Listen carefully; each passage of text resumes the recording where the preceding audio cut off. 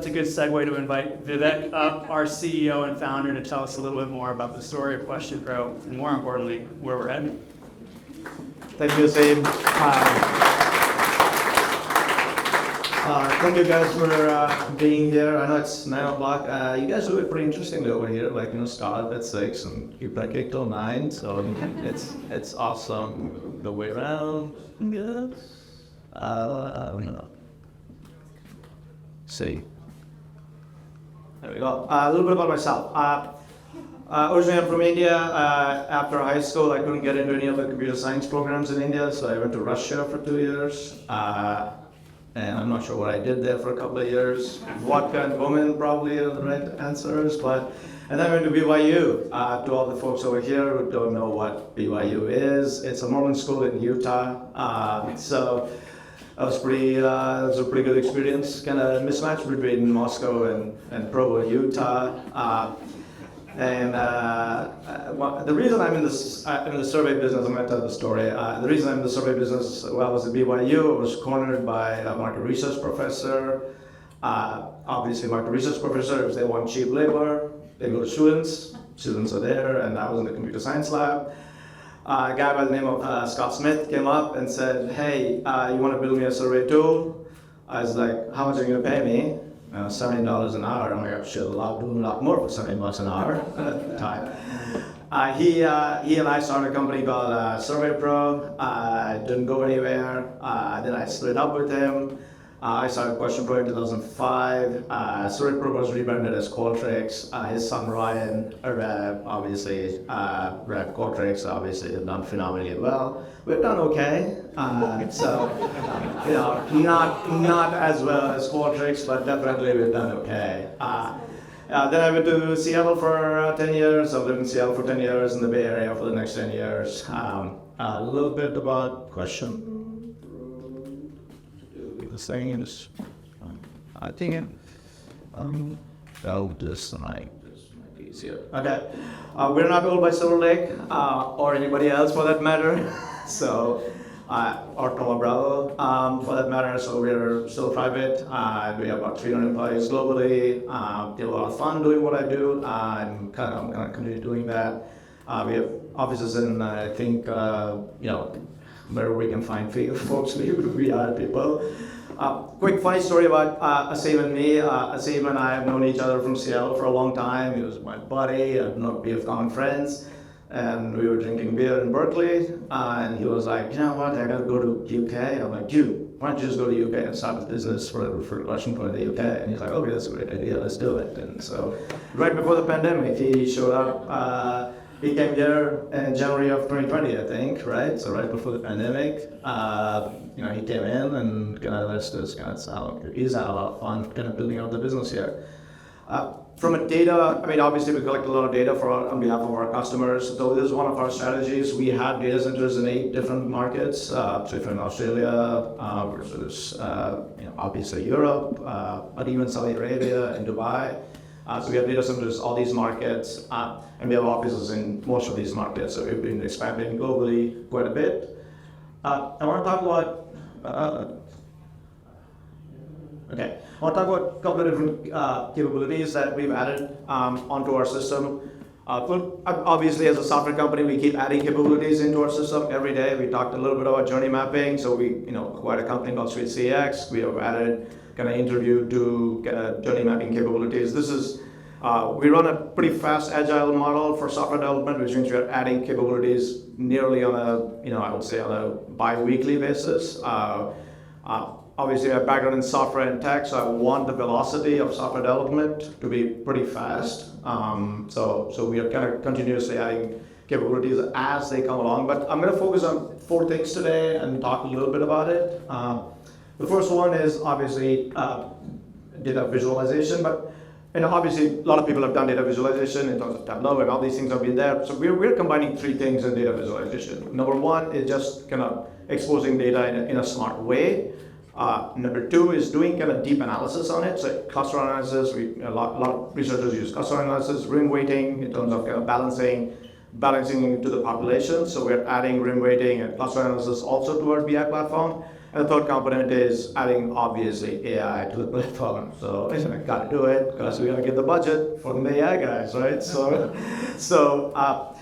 And rightly so. Like we believe that AI is going to kind of create some sort of a kind of productivity advantage. Realistically, that's at least the real underlying kind of promise behind AI is there is a productivity advantage that comes with it. So our BI platform really kind of like focuses on those three kind of elements in terms of just visualization. Number two is kind of deep analytics, things like cluster analysis and ring weighting and things like that, and then adding in some Gen AI capabilities to it to give it a little bit more kind of like holistic approach to it. We've beta tested it with a bunch of customers, and think that generally the reaction has been extremely positive in terms of not only the customers can use it, then they can share it with everybody else within their ecosystem, and then that kind of increases the productivity and the data output to it.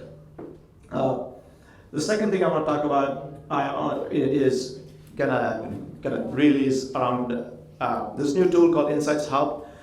It's a knowledge repository tool. So where we are one of the things that we notice with our own clients is like, look, we've done 50 pieces of research over the last 5 years or 10 years or 2 years, and we don't know, we can't even, we don't know where the data is, or we don't understand. We have new questions and we still can't get back to the original data set, or we can't, we don't know what happened yesterday.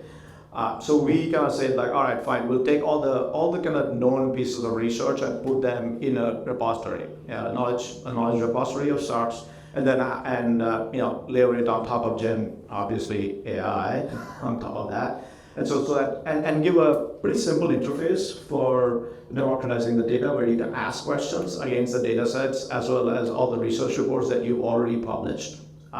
So that's we've said you can ask, we're democratizing the question and answer model, instead of saying like, hey, look, you got to come up with a kind of pretty smart way of asking the questions. You just ask regular human generated questions. The corpus of data is your own data set, is your own set of reports you've produced. 50 reports over the last few years. You can upload all of them, or you sync it up with SharePoint or sync it up with Google Drive.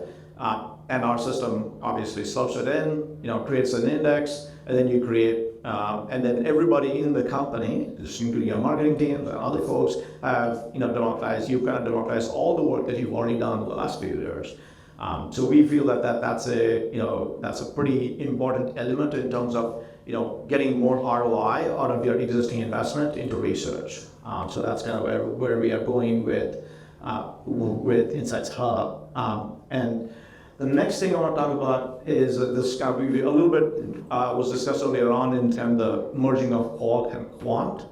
And the model that we are going with, at least in this particular case, is we're calling this thing deep dive, where at any point in a survey, you want to get more detailed, rich information, right? You say, so the user or the respondent answers the question in a particular way, and you're like, okay, this fits a particular profile, and you want to go really deep over there. At that point, you can enable deep dive, and then it almost goes into a chat interface with the respondent.